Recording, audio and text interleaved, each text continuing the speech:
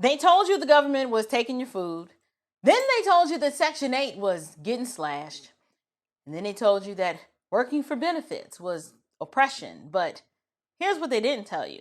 They didn't tell you that ignorance is expensive and entitlement is enslaving. And I'm just here to set the record straight. Coming up next on Unshakable with April Chapman.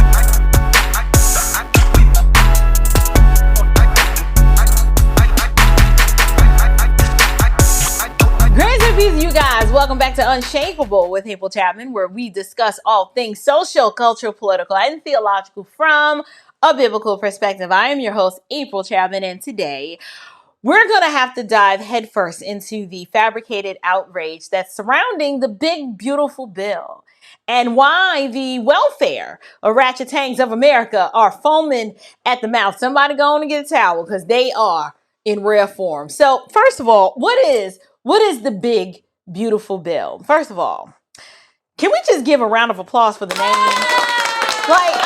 I think the name is genius, calling it the big, beautiful bill, because it is a big bill. But seriously, the big, beautiful bill, it's this comprehensive move to cut wasteful spending. So, we've got to cut the spending. We want to strengthen the border. And you guessed it, we got to start rolling back all of these decades of unchecked government dependence. And so the part that has the orangutan queendom clutching their EBT cards is the updated work requirement for SNAP, aka food stamp benefits, and then also changes to how the various states administer welfare. So when I first examined the provision in this bill, I saw something that's like kryptonite to a leftist. And so to keep it simple, you guys, this bill scores very high in accountability and personal responsibility. But, if you're a government dependent baby mama or socialist, you're not ready for this. You didn't see this coming, and it is going to make you feel some sort of kind of way. So the first thing we need to do, let's go ahead and talk about what is changing in the SNAP benefits program. So here's what the bill actually says. You have able-bodied adults ages 18 to 64 without dependents under age 7 are required to meet work standards for food assistance. You must work or be in job training or actively seeking employment. Also, if you have a child over 7, you're still exempt. But if your kid is over 7, the expectation is that your child at this point should be in school. So if your child is in school, you, the adult, can get a job. Now, somehow, this very simple policy got lost in translation once it hit the TikTok. And so what we're about to do, we're about to really have some fun. This is where it's going to get really, really exciting. I am about to show you guys, we're about to witness and engage with what I'm calling the Tik Tok Takedown of orangutan logic. I'm going to play for you the most insane interpretation of this bill to hit the internet. And y'all, these are not parodies. These are actual TikTok clips that have gone viral. Take a listen to this. My amendment would strike an especially harsh provision in this bill that is rooted in cruelty, not policy. This simple, straightforward amendment would strike the work requirement provision in this big, bad, ugly bill that lowers the age of what we call a dependent child from 18 to 7. From 18 years old to 7 years old. So I'm abundantly clear, we're saying that 8, 9, and 10-year-olds are no longer considered dependent children. Where did this come from? Why is this necessary? Since when is a first grader not a dependent child? Preventing families with children as young as 7 from losing food assistance, that is what we're debating here. Okay, I wanted to pause that for a second because this is not one of the TikTok viral clips. This is an actual representative up in Cleveland, Ohio. Shout out to Cleveland, Shaker Heights, Euclid, Warrensville Heights, all of that area. But this woman, I just wanted to make you guys aware of Democrats are very They're very good with weaponizing words and reimagining language and giving new definitions or broadening definitions of words to purposely obscure what they're trying to say or to muddy the waters so that they're not communicating clearly exactly what they're supposed to be communicating, but rather providing a smokescreen. You just heard her talk about the work requirement, where the age, this dependent age, is being lowered from 18 to 7. And then notice how what she does is she asserts that that means that 7, 8, and 9-year-olds are no longer dependent children. And she doesn't provide any sort of clarity as to what this bill is actually saying. What the bill is actually saying is that if you are an able-bodied adult and you have a child that is over 7, which is at that point they are in school, there's no reason for you to be home. Who are you caring for? The kids in school? Take you behind to work.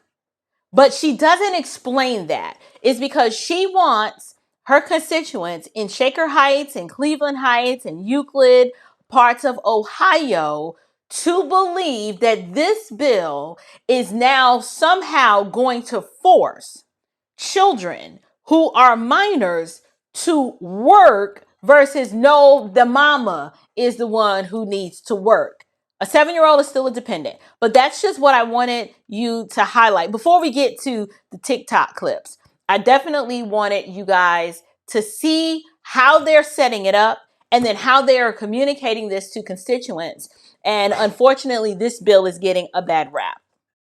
If you don't think that something is wrong with the shit I'm about to show you, then something is wrong with you. So they're saying that they lowered the age of dependence from 18 to the age of 7. You heard what I just said? They lowered the age of dependence from the age of 18 to the age of 7. So they're saying right now that your 7-year-old is responsible enough to take care of a household. Oh, you think I'm playing? Look at this. Listen to this right here. From 18 to 7. Listen. So now, if you have an 8-year-old child, it is the belief of this administration that that child is self-sufficient and could work and support the family. Trump passed this new bill to where single parents with like children under the age of 7 won't qualify for benefits if they get into a hardship, which everybody gets into a hardship right now in this economy. But he's singling out single parents, but he's not singling out the absent parent. Trump really needs to make some of these laws go to the absent parent, because most of the time we didn't choose to be a single parent.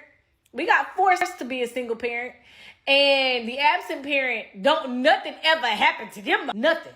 How many back on child? My baby daddy is probably over 60, 70, 80 grand. It's changing the dependent age from 18 to 7. So I just need to know in August, are we sending them back to school or are we sending them to work? Because if the dependent age is now 7, you trying to say they dependent. If I'm not mistaken, back in the day, they used to work at that age, right? So is he trying to tell us that they need to go back to work? Because I don't think Trump know that these kids ain't regular kids.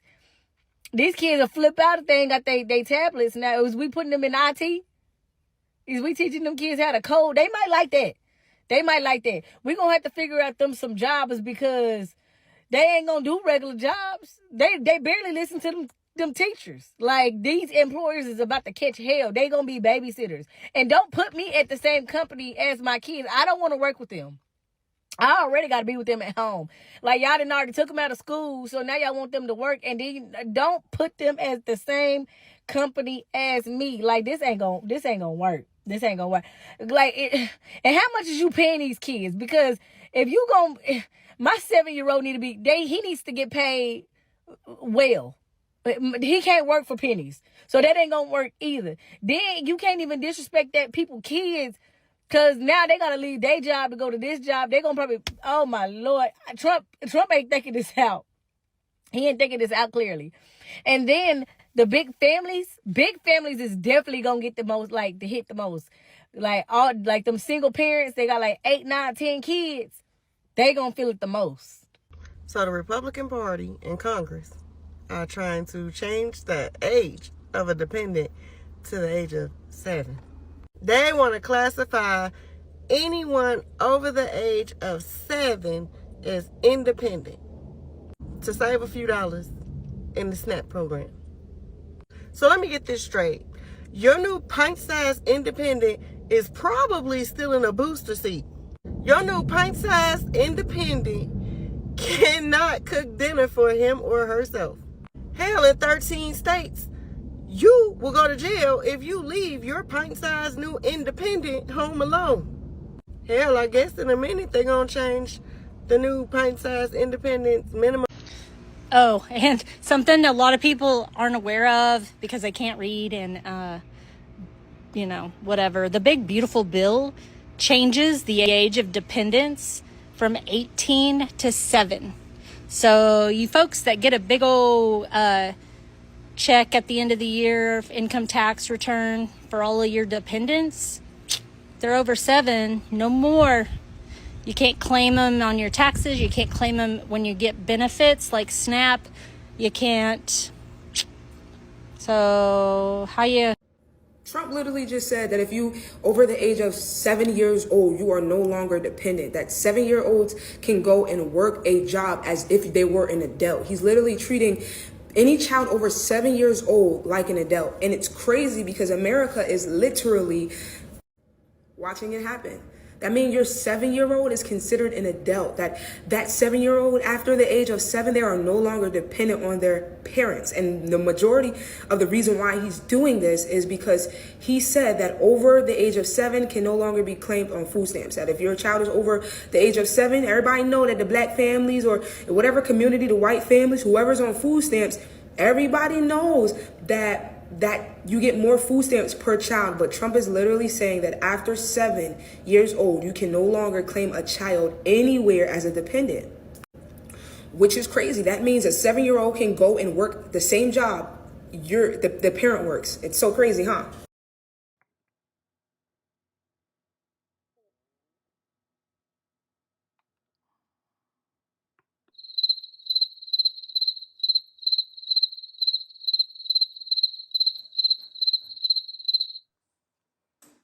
Let me tell you something. I blame Democrats for this. I blame Democrats for how we got into this mess and for this compilation of TikTok clips that you just watched. I blame Democrats for that too. You know why? Because those people are a product of the K through 12 system, which is overwhelmingly liberal and leftist. And this is another reason I thought this video was going to be about, clearing up the misinformation and to talk about the big, beautiful bill. Before we talk about that, we need to celebrate and thank goodness that they are dismantling the Department of Education, because reading was supposed to be something, it used to be fundamental, but I'm not so sure anymore. I'm not so sure that reading is fundamental anymore, because the people that you just listened to, when they read the big, beautiful bill, this was how they walked away. This is what the understanding, the level of comprehension that they walked away with. But I also blame Democrat legislators, because in the opening clip that I showed you, right? Did you see the framing of that person, that representative from Shaker Heights, Cleveland, Ohio, because of her framing and so many other Democrats parroting this same talking point? They actually have people walking around and believing this. So the problem that we're running into is that you have people who believe that in August, they're not sure if they are supposed to send their child back to school or if they're sending them to work, because now an 8-year-old is not a dependent. So that means they need to go to work. Ma'am, listen, this is the Ratchetang Olympics. The mental gymnastics required and the lack of reading comprehension required to come to this conclusion that children are being drafted into the workforce because of a SNAP work requirement for adults. We just hit we hit an all new low. This is the willful ignorance that's dressed in lashes and bad braids. It's incredible. It's incredible. One of the TikTokers basically said that Trump needed to make laws for the absent parents. So I'm like, okay, so now you want the president to legislate your baby daddy's moral compass as if this is Maury or something. I don't know. Last time I checked, the government didn't make you lay down with a deadbeat dad. And to say that, you got forced to be a single parent, I'm sorry. No one is kidnapping women into motherhood by a man that they already knew was irresponsible. That is not how this works. That is not how babies work. Unless you are the product, your impregnation, your conception of child happened as a result of some sort of assault or rape, then you absolutely do bear the responsibility of not marrying before you carry. You are a single mother, not necessarily just because the man chose not to stay, but because you as the woman control access to your womb. And therefore, when you lay down the propensity to conceive, there's always a possibility that that can happen. So the idea that none of us chose to be, yes, you did. Yes, you did. You did choose to be a single parent. Okay, whatever. But that's irrelevant. The fact that this same person wanted to know, are we going to teach these kids to code? She asked if we were going to teach these kids to code. And I'm sitting back. I'm like, if you're the mama, I'm pretty sure that your kid can't even spell code. Your biggest concern should be, why is it that your child can't sit through a class without cussing out the teacher? Not whether or not they are ready to become an IT consultant at 7. First of all, this doesn't even make sense that these people walked away believing that the languaging of this bill meant that dependents, unless you are anybody over the age of 7, now has to work because you're not a dependent anymore. That is not what the bill says. That's not what it says. It is the work requirement for the parent. If your child is over the age of 7, then at that point, you don't have a dependent child at home, and you are the one that has the work requirement, not the child. But then there was this other gem. There was this other gem that said, don't put me at the same company as my kids, because I already got to be with them at home. And I'm like, ma'am, just say you don't want to work and move on, right? You want state benefits. You don't want any accountability. And you want to be able to rest full time instead of work full time while someone else foots the bill, i.e. the taxpayer. This is the entitlement culture, and this is the bar of expectations being lowered so far down to the ground that not only do these people lack basic comprehension skills, and they are unable to reason and use logic to think through this, but the sad part is you have politicians that are actually parroting this language, and then you have people walking away believing it, and then they've spread it on social media. So you've got all this misinformation. But what I want to say is that this is what happens when generations are raised to believe that the government is daddy. The government is God. Hard work is oppression. You should be expected to have someone else take care of you. These clips was a case study for why we absolutely do need this big, beautiful bill. Reform must happen, because as long as people think like this, our neighborhoods are not going to change. Our kids won't be able to think. This entire culture is going to spiral into chaos and confusion. What I want to do now is I want to move on to Section 8. And here's the spoiler alert for that. Section 8 is not being cut or canceled or anything like that. However, the bill does state that more control is being given over how the Section 8 vouchers are administered. So basically, all of the federal red tape, that's going away, and it's going to be more localized accountability. However, this also means, though, that your cousin who's been on the list since 2003, who doesn't have a job and had no plan, she's finally going to probably have to face a real screening process. right? And it also means that there are people, all of those generations who were staying on Section 8, that's not cool. That's going to change as well. And so there were a lot of things in this big, beautiful bill, particularly the SNAP benefits, that I wanted to address. But what they also don't realize is that there were a lot of things, particularly when it comes to Medicaid, that Medicaid was paying for, that many of us were not even aware was happening. And so Democrats are crying and whining, and I'm going to do a separate video to dissect some of the provisions that's in the Medicaid aspect of it, like the changes that are happening to Medicaid. But in this video, I really wanted to address a lot of the matriarchal misery that's causing all of these women to crash out. And it's sad to see that there are actual people, like whole humans out there in the world, that actually think and believe that the work requirement for the parent actually applies to the child. And so let me explain it in the best way that I can. The matriarchal welfare queen is a national problem for this country. And the matriarchal welfare queen is not just Black women. Okay, you have Black women, white women, Hispanic women. It is a spectrum of women, and a class of women that's been created in order to keep them dependent. And I'm going to explain a little bit more about that in a second. But let me do this first. These TikTok clips are not an anomaly. Okay, it's so many of them on the internet of people that are just parroting this foolishness.